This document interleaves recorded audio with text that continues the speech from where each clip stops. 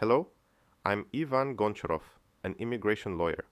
In this video, I'll explain how to access or correct personal data stored in the Schengen Information System, or SIS II, when the alert was registered by Poland.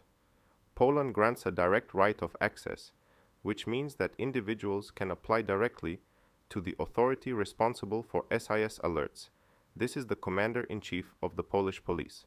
Requests for access or modification of personal data can be submitted by post or electronically. If applying by post, send your request to the Central Technical Authority of the Police in Warsaw. Alternatively, you can use Poland's official online inbox system.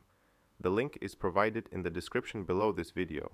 In your application, you must include your full name, correspondence address, and, if applicable, a power of attorney if someone else submits the request on your behalf. If the police have any doubts about your identity, they may request additional information or documentation. Under Polish law, you're entitled to know why the alert was issued, the legal basis and purpose of data processing, the categories of personal data processed, who the data was shared with, and how long it will be stored. You can also request correction, erasure, or restriction of unlawful or inaccurate data. There is no fee for submitting a request, but authorities may charge a small administrative fee if the request is considered excessive or repetitive. They also have the right to reject access if releasing the data would undermine national security, criminal investigations, or the rights of other persons. If your request is denied or you receive no reply within 30 days, you can lodge a complaint with the Personal Data Protection Office of Poland, located in Warsaw.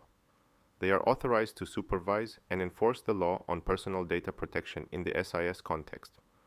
Requests and complaints must follow administrative procedure rules. In some cases, a lawyer or legal representative can submit the request for you with proper authorization. For all official addresses, electronic submission links, and templates, check the description below this video. And if you'd like legal support in preparing your request or responding to a refusal, feel free to contact me. Thanks for watching.